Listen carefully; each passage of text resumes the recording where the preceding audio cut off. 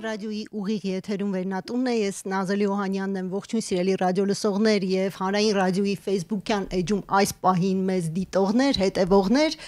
ահա արվեստի կենտրոնում օրերս բացվել է 20-րդ դարավերջի եվրոպաբնակ առաջադեմ մտավորականներից մեկի ճարտարապետ, նկարիչ, մշակութային տեսաբան Հերման Վահրամյանի գրաֆիկական աշխատանքների հայաստանյան առաջին ցուցադրությունը ցուցահանդեսի համադրող արվեստաբան ահա արվեստի հետազոտության ու ստեղծագործության կոլեկտիվի հիմնադիր Նայիրի Խաչատուրյանի հետ կփորձենք հասկանալ թե ով է Հերման Վահրամյանը եւ ինչու է նրա գործն ու միտքը մինչ օրս մնացել չբացահայտված։ Ողջույն Նայիրի, շնորհակալություն մեզ հյուրընկալվելու համար։ Ողջույն Նազելի, շնորհակալություն հրավերի համար։ Նայիրի, ես ուզում եմ մեր զրույցը սկսենք դեր վերջին շրջանի հետաքրքիր ցուցադրություններից, որը տեղի է ունեցել ոչ միայն Հայաստանում, այլ նաև արտերկրում, ահա կոլեկտիվը եւ դուք հետաքրքիր էսպես շրջան եք ապրում ցուցահանդեսների եւ կարեւոր ցուցադրությունների, եկեք այդ մասին խոսենք։ Շատ բարի, ահա կոլեկտիվը արդեն 6 տարեկան է, ստեղծեցի 2019 թվականին, երբ ավարտում էի իմ աշխատանքը Կոմիտասի թանգարանում եւ զգում էի, որ ինչ որ մի տեսակ կամուրջ պակսում է մեր արվեստի դաշտում, որպեսի ժամանակակից արվեստը եւ թանգարանային ինստիտուցիոնալ համայնքները իրար հետ երկխոսեն։ Եվ որպես արվեստաբան ու համադրող ստեղծեցի ահա կոլեկտիվը որպես համադրողական կառույց, հարթակ, որպեսի նախագծվեն տարբեր զանազան մասշտաբներով եւ թեմաներ արձարծող ցուցադրությունների նախագծեր, հետազոտական, հրատարակչական եւ փորձեցի միշտ այս յուրաքանչյուր նախագիծ պետական թանգարաններում նախ կազմակերպել, ինչպես օրինակ Կոմիտասի թանգարանում, երբ Անուշ Ղուկասյանի եւ Վահրամ Գալստյանի հետ արեցինք հետաքրքիր բազմա նյութերով ինստալացիա կտոր Կոմիտասի 150-ամյակին նվիրված, հետո նաեւ ինձ հետաքրքիր է հանրային տարածքներում անել ցուցադրություն, որտեղ ուրիշ տեսակի հասարակության ենք կարողանում արվեստի մեր խոսքը հասցնել, այնպես որ թե Պանտեոնի այգում կամ Սիրարների այգում շատ տարբեր տեսակի ազդագրերին նվիրված ցուցահանդեսներ արեցի, Կաֆեսջանի արվեստի կենտրոնի հետ ահագին 2 անգամ համագործակցեցինք եւ նաեւ Երևանից դուրս մի մեծ նախագիծ արվեց Գորիսի ուրեմն տարածաշրջանում Վերիշենի մշակույթի տանը եւ Հարակից Սուրբ Հռիփսիմե եկեղեցում, տեսեք նաեւ եկեղեցու մեջ ժամանակակից արվեստով մենք ներկայացանք, կենցարար մուտքեր մեծ նախագիծ է եւ շատ օրգանիկ ձևով մեկը մյուսին հաջորդեց եւ այս տարի արդեն 10-րդ տարին է, որ ես Ֆրանսիայից տեղափոխվել եմ Հայաստան եւ 2 հրավեր ստացա, որպեսզի համադրեմ Ֆրանսիայում 2 բավականին կարևորագույն ցուցադրություն, մեկը Սանտ-Էթիեն քաղաքի 10-րդ միջազգային դիզայն բիենալեն է, ուր միշտ մի երկիր է որպես պատվոհյուր հրավիրվում եւ այս տարի Հայաստանն է եւ իմ գործընկերների հետ Նորմալ ստուդիո դիզայներներ Ժան-Ֆրանսուଆ Դինգջյանի եւ Էլուա Շաֆայի հետ համադրեցինք Հայաստանի ուրեմն ժամանակակից արվեստի եւ դիզայնի դաշտին նվիրված ցուցադրություն Ծալք ու ծավալ ստեղծագործել Հայաստանում եւ մոտ 20 արվեստագետ է ներկայացված թե արդի շրջանից ինչպես Կամո Նիգարյանը այո 4 ամիս է մինչև սեպտեմբերի վերջ, ուրեմն Կամո Նիգարյան եւ Հռիփսիմե Սիմոնյանը արդեն ավելի արդի շրջանի արվեստագետների աշխատանքներ ցուցադրեցին, բայց նաեւ այսօր ստեղծագործող երիտասարդ սերնդի ներկայացուցիչների,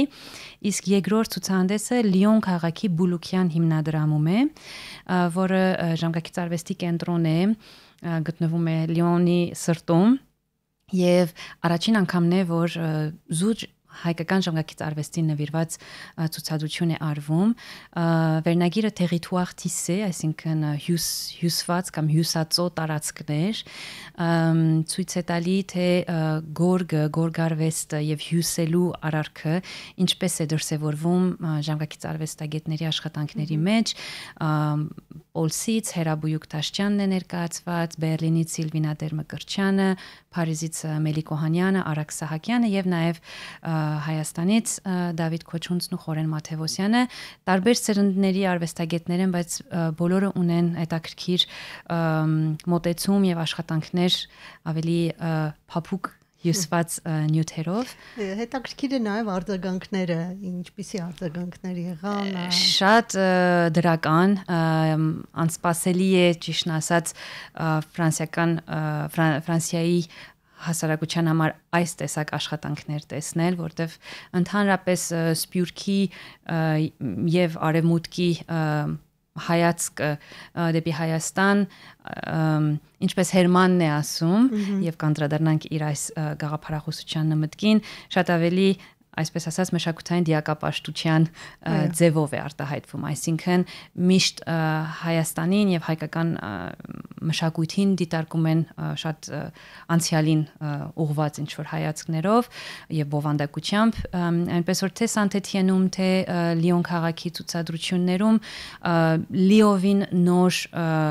նյութերով, նոր հայացքներով, նոր մոտեցումներով գեղարվեստական գործեր են ցուցադրվում եւ մեծ բացահայտում է բոլորի համար, թե հանրության եւ թե մասնագիտական խավի համար։ Իսկ այդ բիենալեին երբևէ մասնակցել են մեր արվեստագետները։ Ուրեմն շատ հետաքրքիր զուգադիպություն տեղի ունեցավ, երբ ընդհանուր հայեցակարգն էինք մշակում եւ արվեստագետների ընտրությունն անում եւ գործերը, ես հիշում էի, որ Կամոնիկ Գարյանը մասնակցել էր անցյալում, առաջին թե երկրորդ ուրեմն թողարկմանը եւ դա արդեն անկախ Հայաստանում։ Այո, անկախ Հայաստանում եւ մի լամպի դիզայնով հանդես եկավ զոմբի, այնպես որ շատ հետաքրքիր վերադարձ է արդեն Կամոից շատ ավելի աշխատանքներ ենք ցուցադրում, թե գրաֆիկական գործեր, էսքիզներ, որ արել է մեքենաների, լամպերի, աթոռների, նույնիսկ ուտոպիստական քաղաքների վերաբերյալ ապագայի եւ նաեւ մի քանի արխիվային այլ նյութ, ինչպես օրինակ Մոսկվայից կնիքներով տրամադրված արդեն copyright-ի, վկայականներ, որ հեղինակային իրավունքի, որ 18-ից ավել Կամոնը ստացել է։ Այնպես որ թե արխիվային գործեր, թե գեղարվեստական գործեր, թե դիզայնի արդեն առարկաներ, ինչպես 3 աթոռ, որ Կամոն նախագծել էր, բայց չէր պահպանվել, առաջին անգամ Իգիթյան կենտրոնում տեղի ունեցավ ցուցադրությունը եւ այդ աթոռներից իր կինը Մարինե Հարոյանը պահպանել էր միայն հին լուսանկարներ, դիապոզիտիվներ, որի հիման վրա 2016 թվականին իմ գործընկերու հետ Երևանում Ասիա Եղմուրյանի հետ դիզայն պավիլիոն համադրեցինք, Up Design տաղավարը եւ Աշոտ եւ Արմինե Սնխչյանների հետ ճարտարապետ վերաթողարկեցինք հին լուսանկարի հիման վրա Կամոնիկ Գարյանի աթոռները, իսկ այսօր 2025-ին գտնվում է Սանթեթիենի միջազգային դիզայն բիենալեում։ Այո, վերադառնանք Երևան։ Վերադառնանք Երևան եւ անդրադառնանք Հերման Վահրամյանին, մի արվեստագետ, որը ծնվել է Իրանում, հետո տեղափոխվել է Իտալիա, Միլանում է ապրել իր ողջ կյանքը եւ շատ հետաքրքիր ճակատագիր է ունեցել։ Գիտեմ, որ խորհրդային Հայաստանի հետ կարծես թե մեկ ինչ որ մի նախագծի շրջանակներում է եղել համագործակցությունը, հետո կապ չի ունեցել այլևս Հայաստանի հետ, եկեք խոսենք, թե ով է ի վերջո Հերման Վահրամյանը, որովհետև շատ կարևոր արվեստագետ է, որի մասին ոչ ոք չգիտի, ավելի շուտ նույնիսկ արվեստագետների միջավայրում չեն ճանաչում իրեն, գուցե այսօր մի փոքր ճանաչենք եւ հասկանանք եւ բացահայտենք մեզ համար։ Հերման Վահրամյանի անունը ես լսել էի, երբ Փարիզում մեր գրադարանում տեսնում էի այն կարևոր հրատարակչական շարքը Documenti di Architettura Armena, այսինքն հայկական ճարտարապետության նվիրված հատորներ, որոնք 60-ականներից մինչև 90-ականներ հրատարակվեցին Իտալիայում։ Հերմանը խմբագրական կազմի եւ ընդհանուր նախագծի կարևորագույն դերակատարներից էր եւ անշուշտ անում էր ամբողջ հրատարակությունների ձևավորումը, բոլոր գրաֆիկական վերագծագրությունները, ճարտարապետական, ասենք ճակատային եւ այլ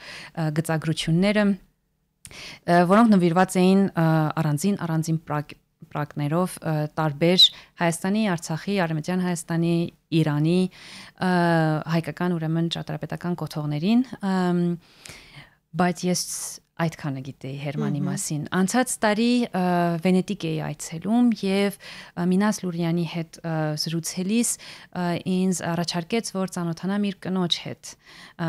Քիարա Նեգրիի հետ, ով մինչ օրս պահում է Հերմանի բոլոր աշխատանքները եւ ճամփորդեցի Միլան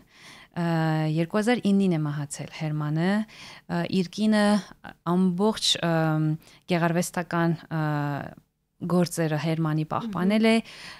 որոնք թե ժառանգությունը նաև գրավոր, չէ՞։ Նաև գրավոր եւ արխիվային բոլոր նյութերը ծանոթացա իր գրաֆիկական մեծածավալ աշխատանքներին, այսինքն բուն ծավալները փոքր են, A4 թղթի վրա շատ համես նյութերով է ստեղծագործել, որոնք բոլորը միշտ փակցված են 50-70 ֆորմատով, սև թղթի վրա։ Իր կերամիկական աշխատանքների, քանդակներին եւ կտավներին Եվ քանի որ ահա կոլեկտիվը արդեն անցած տարվանից բացել է մի փոքրածավալ գալերիա եւ փորձում եմ 3-4 ամիսը մեկ նոր ցուցադրություն ուրեմն Երևանյան Հայաստանյան մեր հասարակությանն առաջարկել թե ժամանակակից արվեստագետներին, բայց թե նաև արդի շրջանի լուսանցքներում մնացած արվեստագետների աշխատանքներ առաջարկեցի Քիարային, որ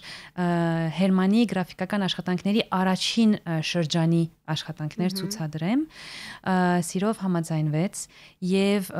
այս պահին մինչեւ հուլիսի վերջ ցուցադրում եմ Հերմանից 21 գրաֆիկական աշխատանք Եվ նաև բազմաթիվ հրատարակչական եւ արխիվային նյութեր, որպեսզի մի փոքր ավելի ծանոթանանք Հերմանի առաջադեմ բացառիկ աշխատանքներին, որ արեց բավականին միայնակ, չնայած համախոհներով էր անշուշտ համախմբված, բայց որը մի տեսակ անավարտ մնաց։ Ինքը շատ առաջադեմ հայացքներով էր փորձում հայկական ժամանակից արվեստը Սփյուռքում զարգացնել,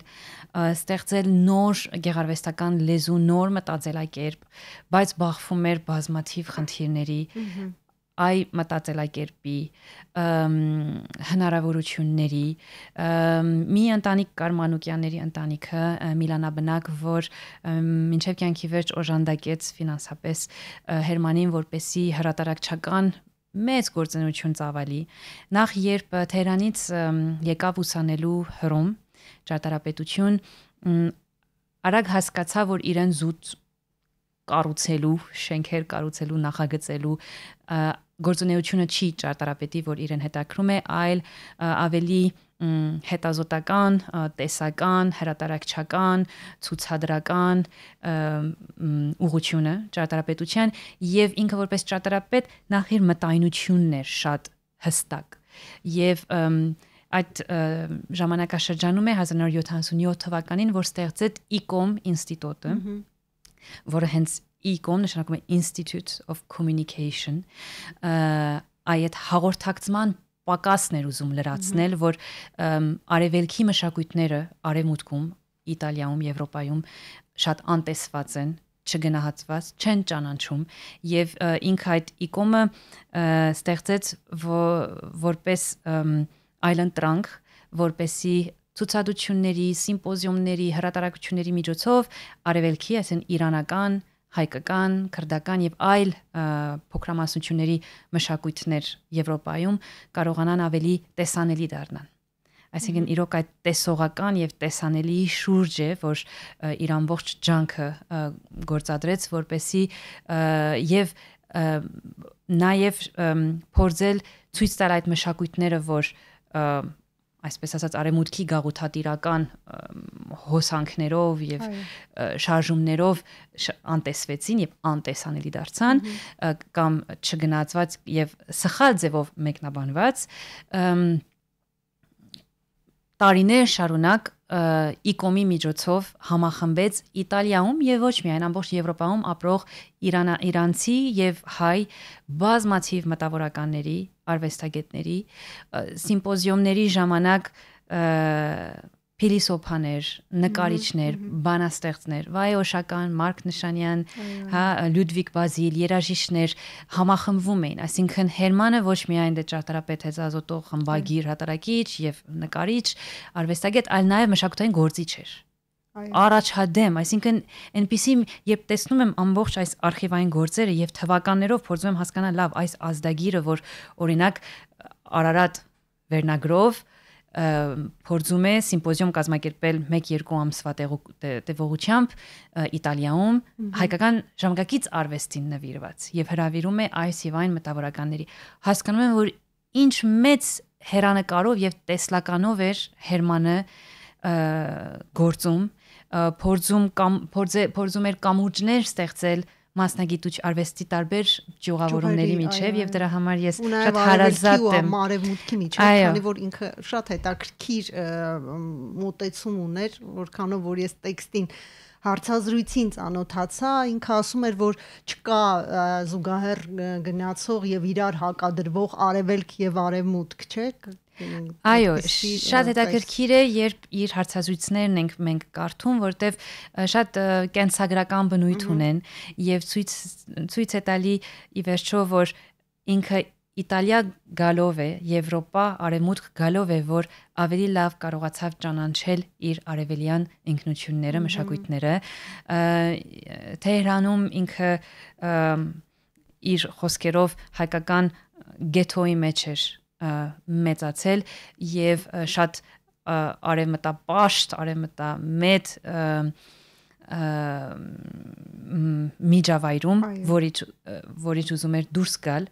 եկավ Իտալիա սովորելու եւ ապա սկսեց իր հետազոտությունների միջոցով, այսինքն այդ ամբողջ սիմպոզիումները փնտրել արևելքը, փնտրել իր տեսանելի արևելքը գեղարվեստական իր գործունեության միջոցով,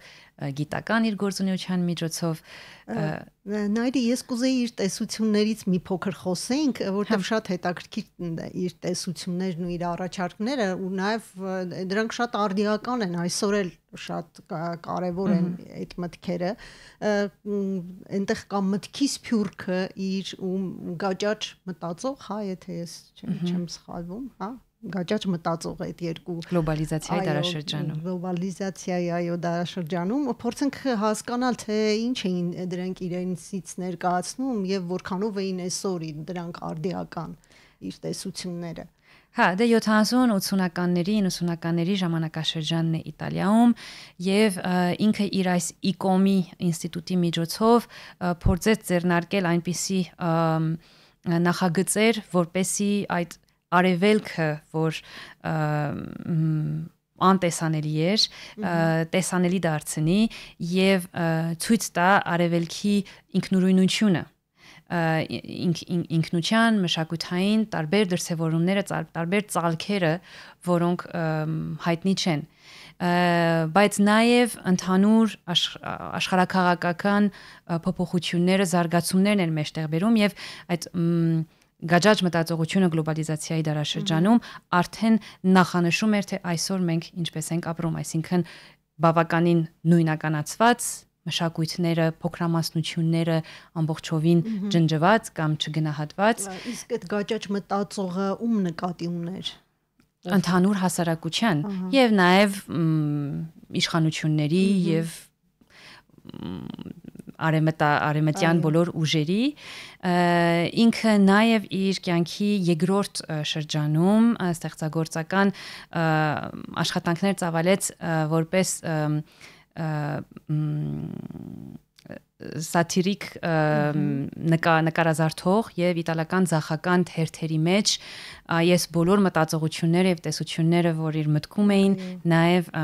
կերպարներ էին հաստանում, նաեւ կերպարներ էին ստանում, այսինքն շատ է նկարել նաեւ թերթերում Պաղեստինի Իսրայելի հակամարտությունի վերաբերյալ տարբեր պատերազմների թեմաների շուրջ, գլոբալիզացիայի ընդհանուր թեմա, միգրացիոն ինչ որ հոսքերի շուրջ, այսինքն ինքը նաև քաղաքականորեն շատ ներգրաված արվեստագետ էր։ Մտքի սփյուռքը ավելի ինքը որպես սփյուռքահայ իր մտորումներն է փորձել ձևակերպել եւ մի 3 զրույցի ուրեմն արդյունքում ծնված գիրք կա Diaspora della Mente հարցազրույցների ուրեմն շարք է Հակոբիկ Մանուկյանի եւ երկու իտալացի սոցիոլոգների հետ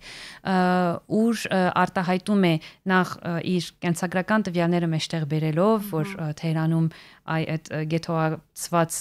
հայկական միջավայրում ինչպես էր ինքը ապրում թե ի վերջո հայերը ինչպես էր դրսևորվում այդ մշակութային դիակապաշտությունը, որ անընդհատ անցյալից ենք կարճած եւ այդ մշակութային դիակապաշտությունը չի թողնում, որպեսզի ժամանակակից հայկական մշակույթ, ժամանակակից հայկական լեզու, տեսողական արվեստ զարգանա եւ թե ինչպես իր պարսկահայի ուրեմն սպյուրքը հետո եւ եկավ արդեն Եվրոպա, ինչպես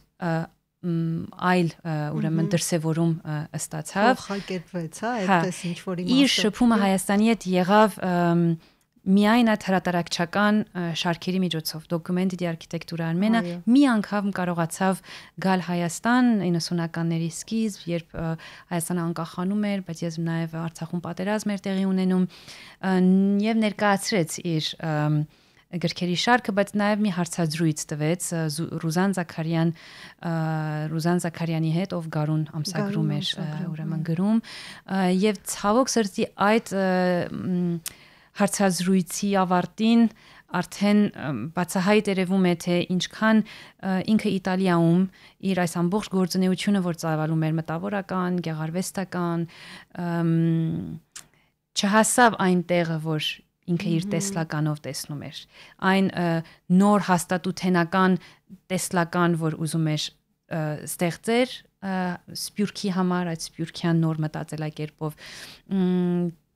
չհասավ այնտեղ եւ այդ Գարուն ամսագրի հարցազրույցի ավարտին նույնիսկ արտահայտում է այսպիսի մի միտք որ հրաժարվում է հայությունից այսինքն իր արդեն ինքնաժխտումն է անում բայց հետաքրքիր է երբ Մարկ Նշանյանին հրավիրեցի անցած շաբաթ զրուցելու իր եւ Հերմանի հարաբերության մասին որտեղ Մարկ Նշանյանը փիլիսոփա երբ նոր էր ավարտում իր ուսումը նաեւ մասնակցում էր ICOM-ի սիմպոզիումներին նաեւ գեղեցիկ դրվագ կա որ ինքը ճուզեց անցած շաբաթ ասել բայց ես կասեմ իր կնոջն է հանդիպել ICOM-ի գիտաժողովի ժամանակ այնպես որ այդ գիտաժողովները որ Հերմանը կազմակերպում էր մեծ տեսլականով էր կազմակերպում ինքը ասաց այսպիսի խոսք որ 90-ականներից հետո երբ այդ հոդվածը լույս տեսավ եւ երբ արտահայտեց իր ինքնաժխտումը եւ հրաժարումը հայկական մշակույթից Հերմանը դարձավ արվեստագետ հիմա ինձ հարցեր տալի թե ինչպես փոխվեց իր գեղարվեստական լեզուն այն շարքը որ հիմա ես գալերիայում ցուցադրում եմ շատ համեստ ուրեմն նյութերով, ուղղակի տուշով արված գրաֆիկական աշխատանքներ են։ Դրանք ինչ որ ճապոնական ոճի Դե առաջի հայացքից անշուշտ ասոցիացիաներ կա, բայց ոչ թե որտեղ ճապոնիան կլոր կարմիր կլորը վերցրել է որպես իր ազգային խորհրդանիշ դրոշի վրա, որ դա պատկանում է իրեն։ Զուտ երկրաչափական ուրեմն պատկեր ձևերով առաջի ասոցիացիան պետք է ուրեմն թողնել մի կողմ ինքը երբ հիերոգլիֆային ինչ որ բաներ գրաֆիկական ուրեմն սև սպիտակի վրա սկիզբը 70-ականներին հետո 80-ականներին արդեն կարմիր այդ կլորը հայտնվեց որ կրկնվում է բոլոր իր գործերի մեջ նաև ոսկեգույնը երբեմն բայց ընդհանուր առմամբ սևի սպիտակի դատարկության լիության շուրջ շարժումի եւ ստատիկ պատկերի շուրջ է իր գեղարվեստական գործը, բայց 90-ականներից հետո փոխվեց եւ գույն ավելացավ շատ։ Իսկ իր վերջին գեղարվեստական գործերը ինքը Հերմանը աչքի հիվանդություն ունեցավ եւ ցավոք սրտի վերջին գործերը հայացքներ են շատ արտահայտված բավականին վախենալու աչքեր ու հայացքներ են որ պատկերել է իսկ իր կերամիկական քանդակները ուրիշ ինչ որ աշխարհի կերպարներ լինեն ինչ որ ֆանտաստիկայի ժանրի շատ գունեղ բայց բավականին ծանր քանդակներ են այս անգամ չկարողացա ցուցադրել բայց կարծում եմ մոտ ապագայում Նայրի բազմաժանր հետաքրքիր արվեստագետ հետաքրքիր մտավորական բայց միայնակ մենք տեսնում ենք, ասենք լսելով ձեզ, ես հասկանում եմ, որ նա մեծ միայնակ էր, ով իրեն չի գտնում ոչ Սփյուռքի միջավայրում, ոչ հայաստանյան կապեր ունի, ոչ էլ արևմուտքում, այդ միջավայրում, ոչ էլ նույնիսկ արևելքում։ Լավ, ինքը որևէ տեղ ցուցադրվել է, որևէ կապ այնտեղ եղել է, որպես արվեստագետ այնտեղի միջավայրերում, արվեստի միջավայրերում։ Հա, իր օրոքը Իտալիայում եւ Գերմանիայում է ցուցադրվել բազմաթիվ անգամ, հարգված է շատ, որովհետեւ նաեւ իրանցի եւ իտալացի արվեստագետների հետ շփման մեջ էր, բայց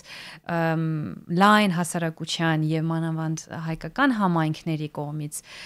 այդ գնահատականը չստացավ,